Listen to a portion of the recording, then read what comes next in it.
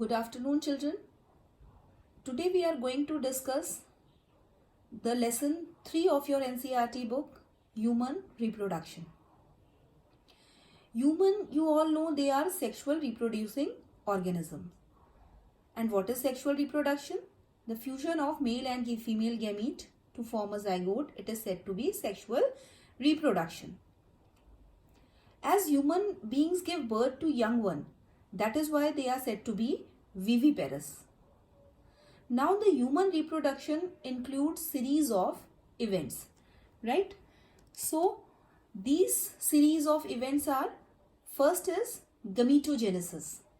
As the name suggests, genesis means formation, gamete means reproductive cell. So formation of gametes, that is male gamete and female gamete, is said to be gametogenesis, right? Now the second is, after gametogenesis, fertilization takes place. Now what is fertilization? You all are aware about it. Fusion of male and female gamete to produce zygote. It is said to be fertilization. Third step in human reproduction is formation of blastocyst. Means zygote divide and redivide to form a hollow mass of cell, which is said to be the blastocyst. And this blastocyst get implanted in uterus, right? Implantation means it get attached with the uterine wall, right? So this process is said to be implantation, and this we will study, all these events we will study in detail later on in this chapter. So after implantation, there is development of embryo, right? There is development of embryo, and this development of embryo, the period in which the embryo develop, it is said to be gestation period, right? So gestation period in human beings, it is of 9 months. This you all know. And last event in the process of human reproduction is parturition. Parturition means giving birth to a baby. So all these steps we will study in detail later in this chapter. Now children, we will study about human male reproductive system, right? Human male reproductive system, as you are seeing in the diagram, it is very much clear that various organs, ducts, glands, they are there which are making human male reproductive system. One by one we will study these structures in this chapter, right? So human male reproductive system include testes they are there, one pair of testes, right? Accessory ducts, which helps in the process of reproduction. Accessory ducts, they are there. Beside this, certain glands are also there. Like in this diagram, you are seeing bulbourethral gland. It is there, right? Beside this, external genitalia, which you all are aware about. Certain external genitalia are there, which helps in the process of reproduction. So penis is the external genitalia which is present in male reproductive system, right? So one by one we will study all these things in under human male reproductive system. So first of all we will discuss about testes. Now in this diagram you are seeing the 3D view of testes, right? So here testes, if you see the structure of testes, it is oval in shape. It is oval in shape and it is situated below the abdominal cavity.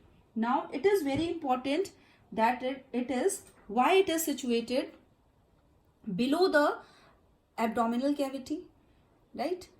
So it is situated below the abdominal cavity because abdominal cavity, the temperature of the abdominal cavity is same as that of body temperature, that is 37 degrees Celsius. But for gametogenesis, that is for sperm formation, 2 to 2.5 degree Celsius lower temperature is needed. That is why these testes, they are situated outside the abdominal cavity. And where they are situated actually? So these testes you can't see from outside, right? So these testes, they are located inside a muscular part which is said to be the scrotum, right? So it is very important. In here you will see that in the previous diagram you will see that scrotum, this is the testis and it is located inside the scrotum. Okay, so if you see the structure of testis, what you will see, its shape is nearly oval.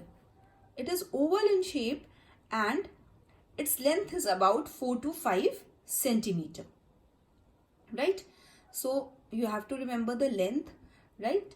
And its width is about 2 to 3 centimeter. This is very important, right? So in testes, they can ask the question that why testes are located outside the abdominal cavity. So you should remember this, note it important, mark it important in your NCERT book, right?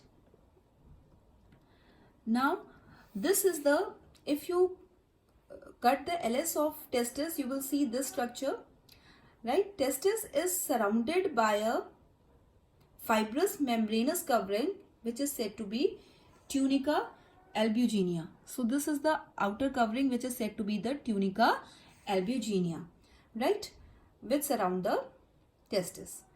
Now inside the testis, what you will see, many small lobules, right?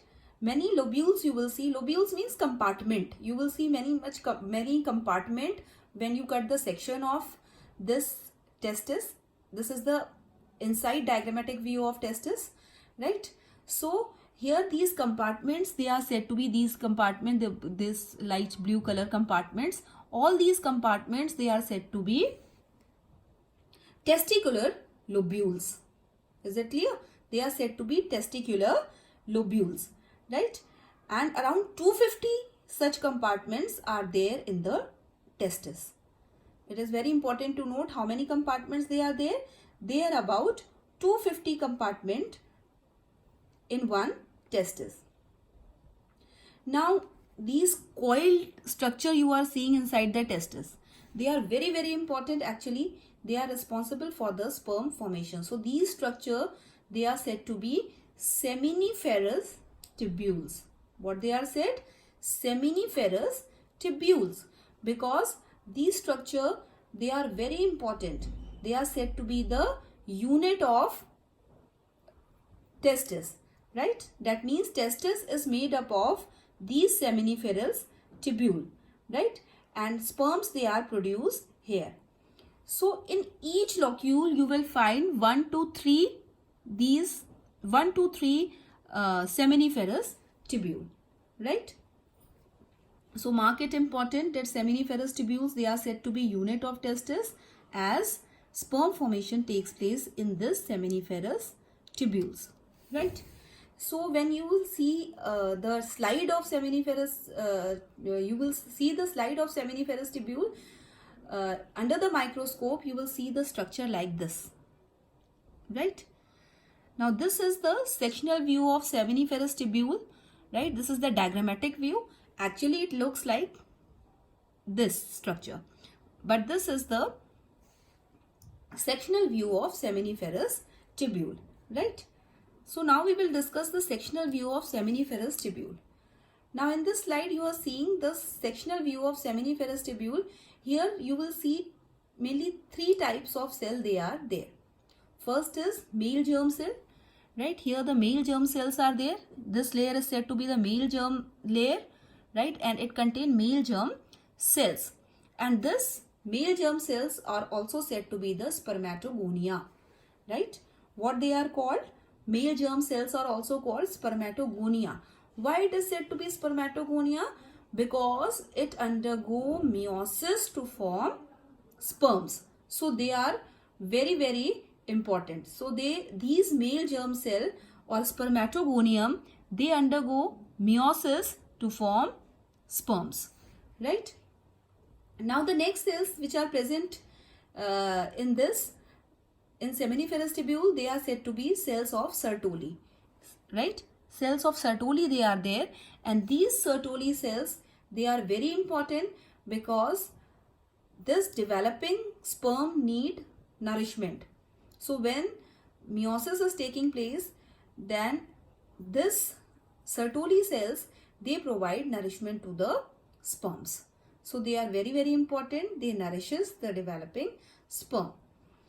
Now the third type of cells which are there, you will find out here outside the male germ cell. They are this is the layer in which you will find very nerve cells, capillaries, they are there. Many nerve cells are also there. These cells are said to be Leydig cells. They are said to be the Leydig cells. And why they are said to be the Leydig cells, and what is the importance of these cells? They are responsible for synthesis of male hormones called androgens. So androgens, in the previous classes you studied very much about the androgen. The most important androgen is testosterone, and you know that in males secondary sexual characteristics are there due to this hormones. So these hormones, they are very important, right? So you have to mark it important. The structure, the sectional view of seminiferous tubule is very important for your exam. So this much for today's children. Thank you very much.